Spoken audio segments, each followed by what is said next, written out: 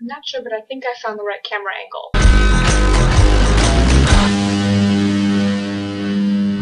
Hi, so Ilana, you recently tagged me in the Disney tag after that wonderful, powerful, feministic video of yours. Look, it's Steve. Steve is my owl. He wears my sunglasses because I don't want to look like a douchebag. Alright, let's get started. A scene in any Disney movie you wish you could experience. Probably when Dory and Marlin are trying to escape the sharks in Finding Nemo. Marlin is like freaking out and Dory is trying to read the sign that says escape.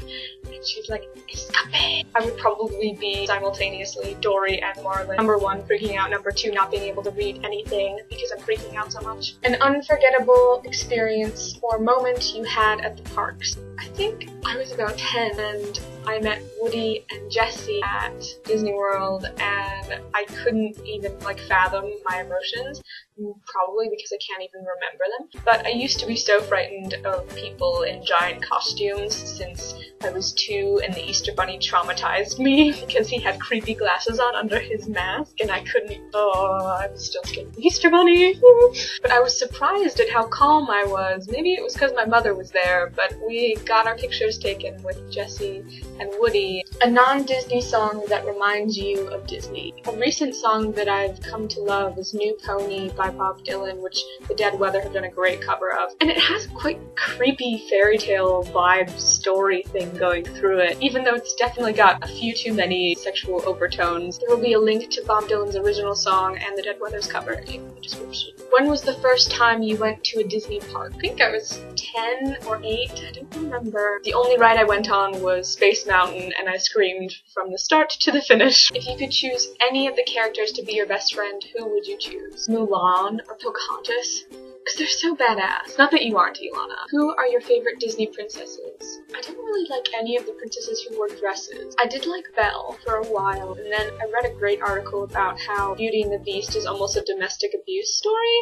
So, I think I'm gonna go with Jasmine. She was fierce. She was independent. She was like, you know what, Aladdin? I don't trust you, and I think you lied to me, and you need to prove to me that you are actually who you say you are. And he did, and I think she totally took control of that situation, even when Jafar was being all creepy in the background and her dad was like, you must marry for money. I also liked that she wore pants, because I thought that was cool, even if it is a cultural thing and not necessarily a feministic thing. A scene or moment in any Disney movie that never fails to make you cry. I've only seen it once, but I feel like if I was going to see it again, it would make me cry just as much when Andy leaves for college in Toy Story 3, because that scene. I originally saw it when I went to England in 2010 over the summer, and I saw it in 3D, which I hate 3D. It gives me a headache. I was sat next to 2 Italian guys who were pretty attractive, so it was okay. And I just remember bawling my eyes out at the end and being like, oh, I hope they didn't see me. Oh, God. What is the first Disney movie you remember seeing? I think it was probably The Little Mermaid. Ever since I've seen The Little Mermaid, I want red hair. It's been one of my many lifelong struggles. What is your favorite Disney movie? I'm gonna go Pixar, and I'm gonna say The Incredibles, because that is a movie I could watch and have watched over and over and over again, and it never gets old. The humor, the family dynamics, the action, the romance, it has something for everyone. Thanks for tagging me, Ilana, and I will see you next week. Bye! I also think Toy Story 3 came at the perfect time for all of us teenagers who grew up with those movies, and I think Toy Story 3 showed us that we can move on, and it was okay to sort of leave your childhood behind.